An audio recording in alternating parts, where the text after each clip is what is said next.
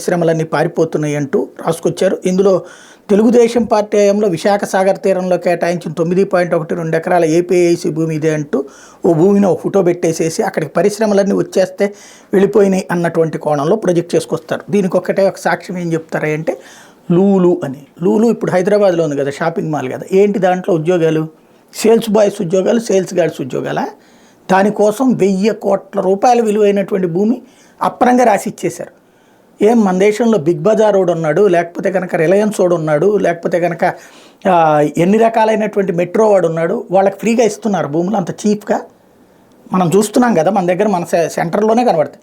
మనందరం పోతుంటాం కదా వాటికి. డెటత్లానో ఇట్లాంటివన్నీ ఉన్నాయి కదా, వాళ్ళకి ఎందుకు ఇవ్వరు అంత చీప్గా భూములు?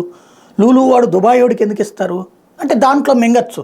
వాడికి 1000 కోట్ల రూపాయల భూమి ఇస్తే వాడు 100 కోట్ల రూపాయలు డబ్బులు ఇస్తాడు.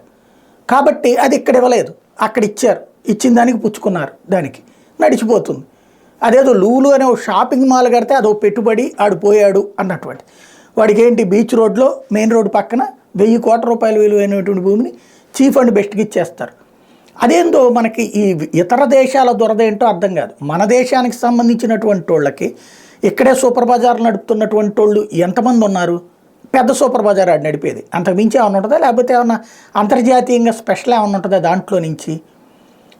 ఒక షాపింగ్ మాల్ వస్తే పెట్టుబడులు అన్నటువంటి కోణాన్ని ప్రొజెక్ట్ చేసి 1000 కోట్ల రూపాయల విలువైన పోయింది, ఏది 1000 కోట్లు పోతనే పెట్టుబడులు అనేటువంటిది. ఇంకోటి, విశాఖపట్నంలో ఏ పరిశ్రమ వెళ్ళిపోయింది?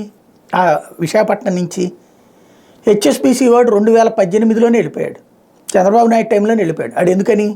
ప్రపంచవ్యాప్తంగా మూసేసుకుంటున్నాడు వాడు బయట ఉన్నటువంటి అవుట్లెట్లన్నీ. అందులో భాగంగానే ఆడు మూసేసుకున్నాడు హెచ్ఎస్బీసీ. మంచిది. దాని తర్వాత నాకు బిల్డింగ్ ఏడైపోద్దు, ఇంకొక పరిశ్రమలు వస్తాయి కదా అక్కడికి.